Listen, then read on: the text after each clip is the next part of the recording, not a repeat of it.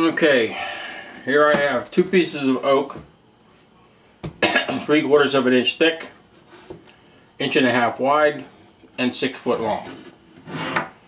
What I would like to do is revisit my bad idea video and create a economy bowl with a ring of slats in the next to the last ring.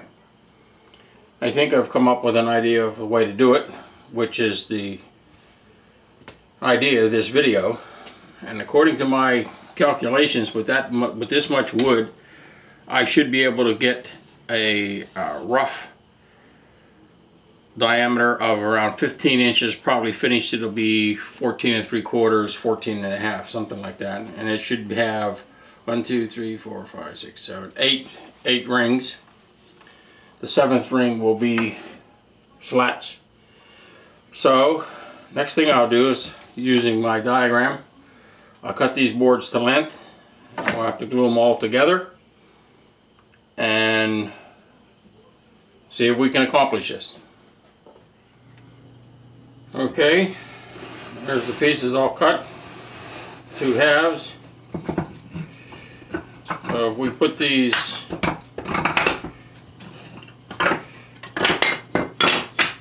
that should be our bowl. So all I have to do now is glue these all together, and when I get that done, I'll give you the shot. Well, it'll be in 2 halves of what it looks like. The 2 halves have all glued up, so we'll leave that set at least 12-14 hours, probably till tomorrow, and we'll cut them into rings.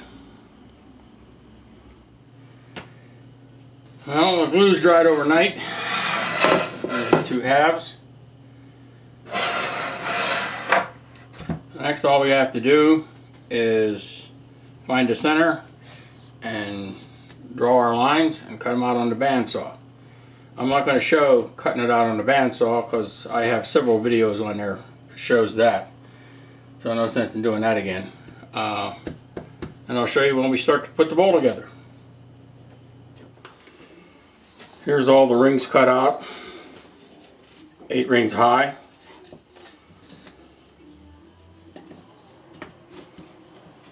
Give you a rough idea of what the bowl is going to look like. A standard economy bowl.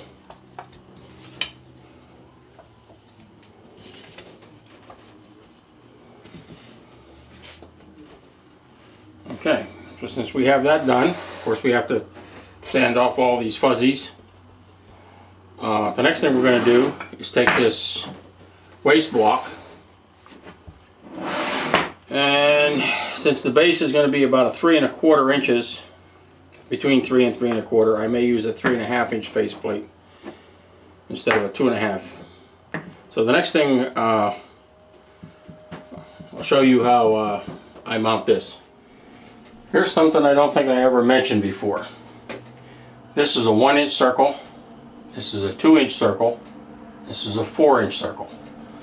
Now our base is going to be about 3 1/4 inches or thereabouts, so I'll turn this down to that diameter. There's no sense in having a waste block that much bigger than the base of the bowl. But the bottom's going to be flat. Now I never mentioned this before because most of my segmented vases and bowls have floating bases. But this is going to be flat on the bottom.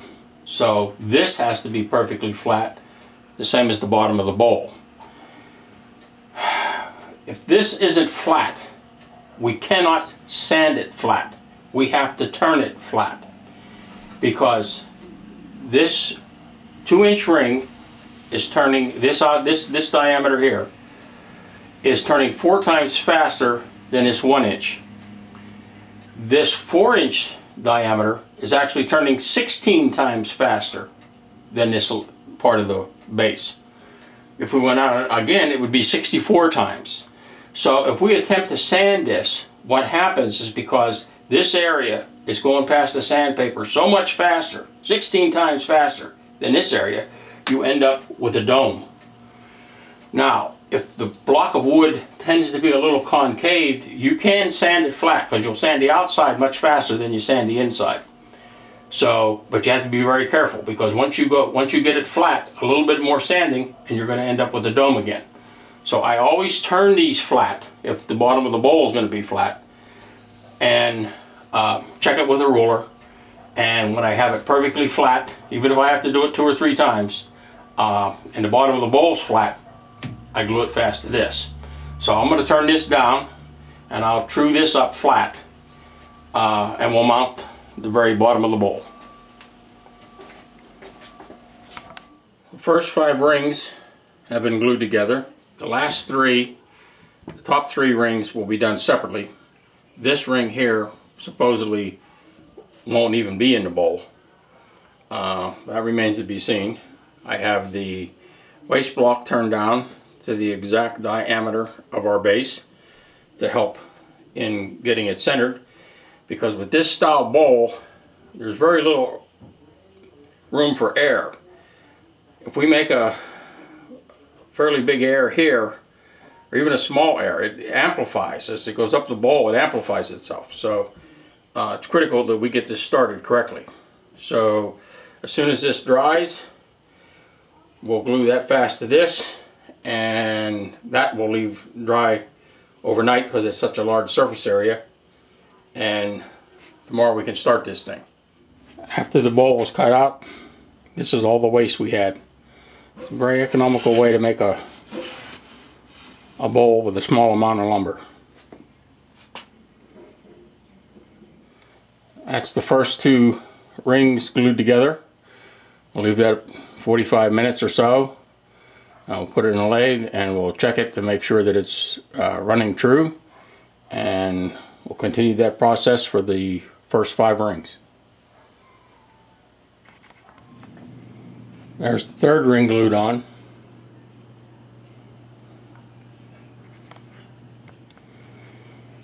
There's the 4th ring glued on. You can see our alignment mark. So again, we'll wait about an hour. That's ring 5 glued in place. After that dries, we'll concentrate on rows 6 and 8, with row number 7 being a row of slats. So we'll do that next. This is ring number 6. What we're going to do with ring number 6, we're going to put the ring together, but we're going to put paper in between here, because it's going to be necessary for us to take this ring back apart after the rings of slats have been added. So we're going to do that next.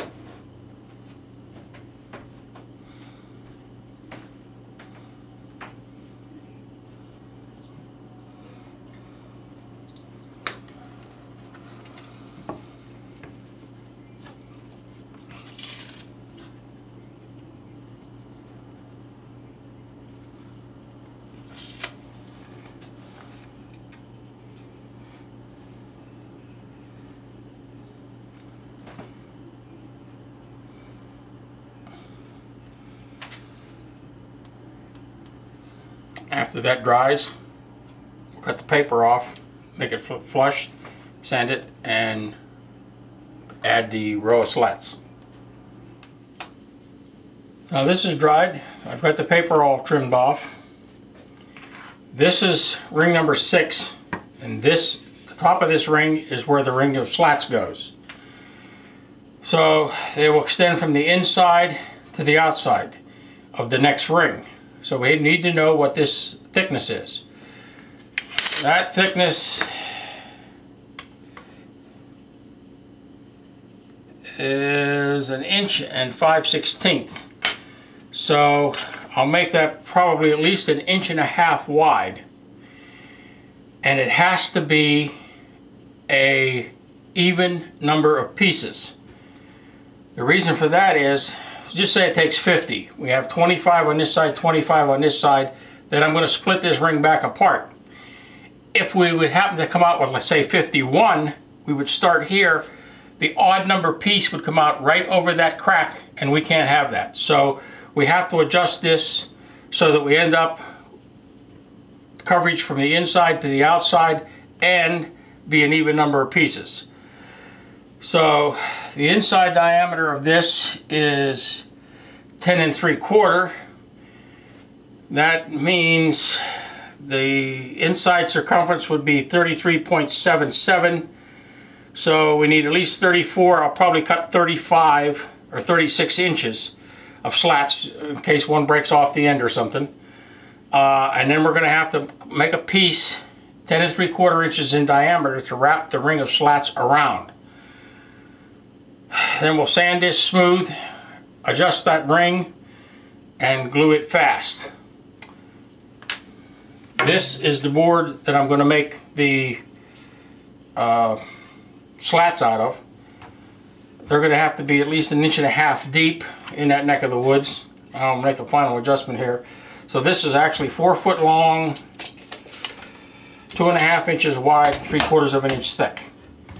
So that's what I'm going to cut next. I'll cut these slats.